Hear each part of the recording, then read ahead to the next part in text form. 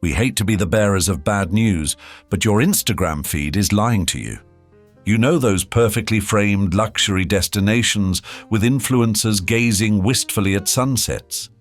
They're actually standing in 2-hour lines, paying $17 for mediocre coffee and cropping out the construction noise that's drowning their thoughts.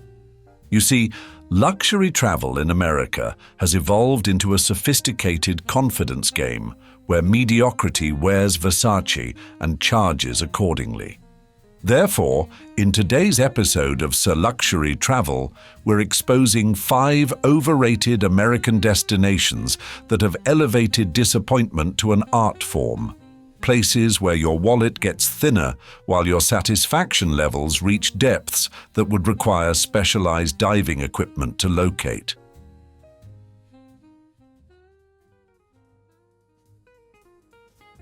First on our list of American so-called luxury destinations is a place that has perfected the art of the luxury mirage, where pristine white sands, Art Deco facades, and palm trees swaying in gentle breezes collectively hypnotize visitors into believing their emptying wallets are experiencing something special, rather than participating in Florida's most elaborate tourist fleecing operation. You see, in South Beach, this thin veneer of glamour convinces travelers to pay Manhattan prices for experiences that wouldn't impress a Midwestern suburban mall food court. It's a magic trick so effective it should feature prominently in Vegas shows rather than Miami tourism strategies. And the most telling indictment comes from Miami locals, who avoid South Beach with the same determination that vampires avoid garlic-infused sunblock. If South Floridians themselves won't go near the place, perhaps tourists should consider this the hospitality equivalent of animals fleeing before natural disasters. Water quality issues transform taking a dip into an involuntary bacterial immunity challenge, with Florida's Department of Health regularly issuing advisories that essentially translate to swim at your own risk, emphasis on risk due to levels of Enterococcus bacteria. Yuck, indeed. The hotel experience represents perhaps the tourism industry's greatest achievement in expectation management, charging prices that suggest your room was personally designed by Versace and cleaned by angels, while delivering accommodations that would prompt furious Yelp reviews if they appeared in roadside motels, charging 1/5 the price. South Beach's dual identity as both exclusive hideaway and 24-hour party zone creates a cognitive dissonance similar to opening a library inside a monster truck rally. The impossibility of simultaneously delivering peaceful luxury and spring break debauchery creates an environment where neither audience leaves satisfied, though both leave considerably poorer. Ocean Drive's dining establishments have revolutionized restaurant economics, proving that mediocre food served within sight of the Atlantic Ocean can command prices that would make even Salt Bay pause before adding another sprinkle of sodium chloride to justify his markup. And the scam-to-service ratio achieves historic proportions, with promoters lurking outside establishments like cartoon wolves eyeing sheep, ready to lure unsuspecting tourists into establishments where $40 margaritas appear on bills. For travelers seeking Florida's beachfront pleasures without participating in South Beach's particular brand of financial masochism, alternatives abound. The Diplomat Beach Resort offers actual semi-private beaches, Key Biscayne provides genuinely calm waters, and Bal Harbour delivers luxury shopping without the feeling that your wallet is being mugged in broad daylight. From Florida's monument to style over substance, we travel westward to California's own beachfront disappointment factory, where Santa Monica awaits to demonstrate that even perfect weather and Pacific views can't compensate for systemic decline packaged as premium experience.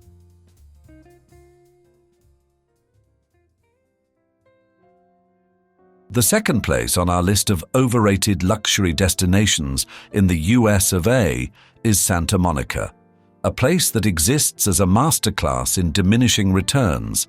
It's a beachside community that manages to combine perfect weather, stunning Pacific views, and proximity to Los Angeles into an experience so consistently underwhelming it deserves scientific study as a paradox of disappointment generation. And while the tourism board trumpets nearly $2 billion in annual economic impact, it somehow forgets to mention that approximately $1.9 billion of this appears dedicated to maintaining the world's most photogenic collection of vacant storefronts. Indeed, the once vibrant 3rd Street Promenade now resembles an architectural museum dedicated to retail apocalypse, showcasing empty windows where shoppers' dreams go to die and foot traffic so sparse that tumbleweed ranchers could consider it prime grazing territory.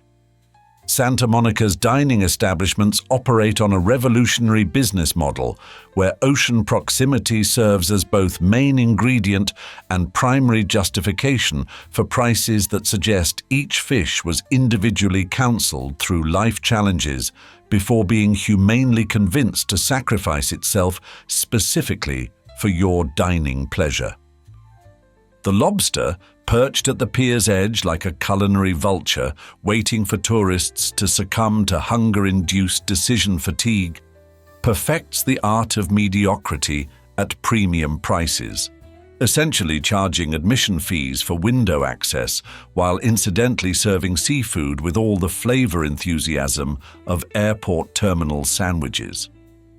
Environmental realities contrast with glossy marketing materials like a before and after drug intervention photo shoot, with Santa Monica Pier ranking as California's 3rd most polluted beach, an achievement notably absent from the visitor brochures that should rightfully feature hazmat suits as recommended beach attire. The homelessness crisis creates the tourism equivalent of cognitive dissonance.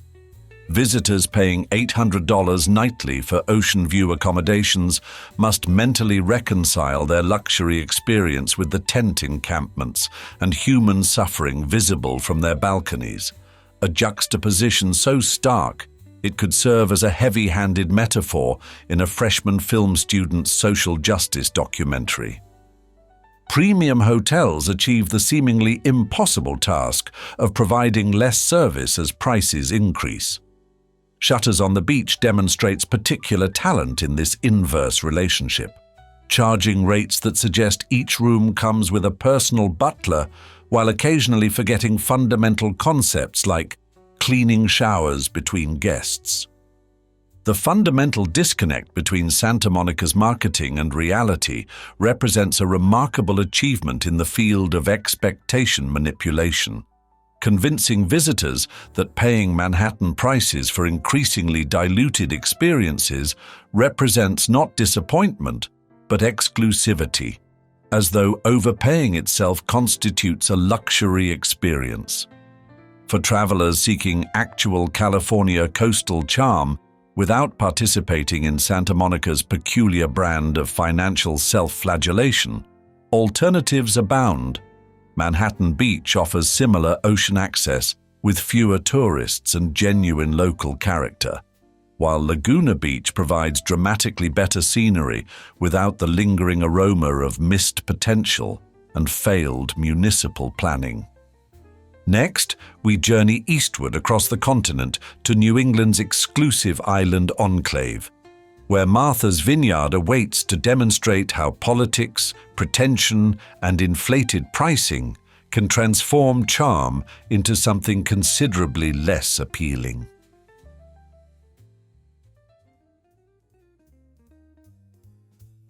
Martha's Vineyard performs an impressive magic trick, transforming quaint New England charm into a weaponized exclusivity that mistakes expensive for excellent, with the misplaced confidence of a toddler proclaiming their finger painting belongs in the Louvre.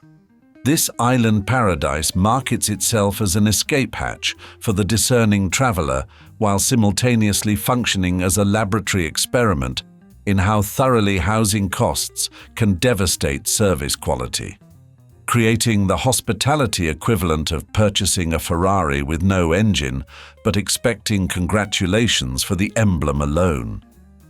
The island's demographics tell a story more revealing than any brochure. A year-round population of 20,000 souls somehow accommodates a summer invasion 200,000 strong, creating a seasonal population density that makes Tokyo subway cars look like social distancing practice zones. 56% of island homes sit vacant outside peak season, transforming Martha's Vineyard into the world's most expensive ghost town for 9 months annually.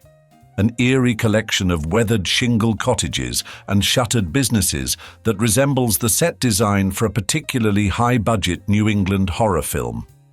The resulting housing crisis impacts visitor experiences with mathematical precision. When restaurant staff commute by ferry or live tend to a house like college freshmen, your lobster roll arrives with all the efficiency of continental drift and the enthusiasm of someone calculating how many more plates equal 1 month's rent. Martha's Vineyard's involuntary political celebrity further complicates its identity. The 2022 migrant relocation incident thrust this vacation destination into national headlines with the subtlety of a cannon shot at a meditation retreat, creating an environment where ordering clam chowder might unexpectedly involve taking a position on immigration policy. The dining scene operates on a pricing structure, suggesting each seafood morsel was individually named, educated at prep school, and reluctantly sacrificed to provide your meal.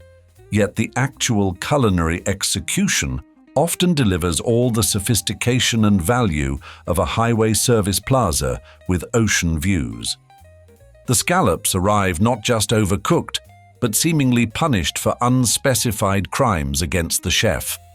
Tiny rubber discs priced as though they contain the secret to eternal youth, rather than merely disappointing protein that requires the jaw strength of a determined pit bull to chew through. The authentic Martha's Vineyard experience, once characterized by egalitarian New England charm and genuine community spirit, has gradually morphed into an elaborate status-signaling exercise where the primary luxury being sold is the ability to casually mention our place on the vineyard at Manhattan cocktail parties. For travelers seeking New England coastal charm without the accompanying socio-economic commentary and inflated prices, alternatives exist. Block Island offers similar aesthetics without requiring a second mortgage for weekend visits, while Newport combines genuine historical significance with luxury amenities that actually deliver on their promises rather than merely gesturing vaguely toward them.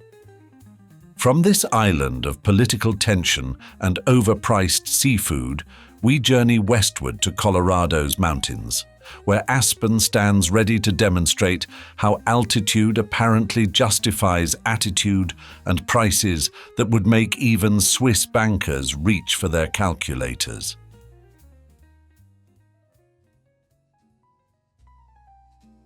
Aspen has accomplished what medieval alchemists only dreamed of, transforming perfectly ordinary mountain scenery into financial alchemy that extracts gold from visitors' wallets with an efficiency that would impress professional pickpockets. What began as an authentic mining settlement has evolved into a mining operation of an entirely different sort, extracting maximum revenue from minimum experience with the precision of a Swiss watch and the ethical framework of a carnival barker. The town has pioneered the concept of manufactured authenticity, a contradiction more impressive than freezing fire, creating meticulously engineered, genuine experiences where everything from the rustic restaurant beams to the barista's carefully cultivated mountain man beards has been focus grouped for maximum realness. Aspen's real estate market has achieved pricing that makes Manhattan apartments seem like dormitory bargains. $3.2 million median home prices ensure that everyone actually keeping this luxury machine operational commutes distances that would qualify as international travel in European countries. The resulting worker shortage creates a service paradox where guests simultaneously pay more while receiving less. Like a physics-defying experiment where adding weight to one side of a scale somehow makes the other side lighter, defying both logic and hospitality industry standards. Restaurant reservations have transformed from mere scheduling conveniences into coveted assets, trading with the scarcity of limited edition collectibles. Securing a 7 p.m. table at a decent establishment requires the strategic planning of a military campaign and often the financial liquidity of a mid-sized corporation. Despite marketing exclusivity with the enthusiasm of a bouncer at a members-only club, Aspen struggles with overcrowding that transforms communing with nature into standing in line with nature. Popular attractions like Maroon Bells becoming so packed that wildlife reportedly file noise complaints and request transfers to more peaceful wilderness areas. Recently crowned America's most expensive vacation destination with the daily financial damage of $761.39 per person, Aspen demands over $5,300 for a week's visit, roughly equivalent to the down payment on a reasonable sedan in most American cities, or one appetizer and cocktail in Aspen's casual dining establishments. The fundamental Aspen experience increasingly resembles an elaborate economic experiment, testing the upper boundaries of what humans will pay for increasingly diluted luxury. Charging champagne prices for experiences that deliver box wine satisfaction with a garnish of attitude and altitude. For travelers seeking mountain magnificence without financial martyrdom, alternatives beckon. Telluride offers equally spectacular scenery without requiring trust fund access, while Steamboat Springs delivers genuine Western heritage without the sensation that your wallet is being strip-mined by businesses wearing Patagonia vests. From Colorado's atmospheric pricing anomaly, we conclude our journey in Nevada's desert, where Las Vegas offers America's most honest dishonesty. At least the city of manufactured experiences admits it's selling illusion rather than pretending overpriced mediocrity constitutes authentic luxury.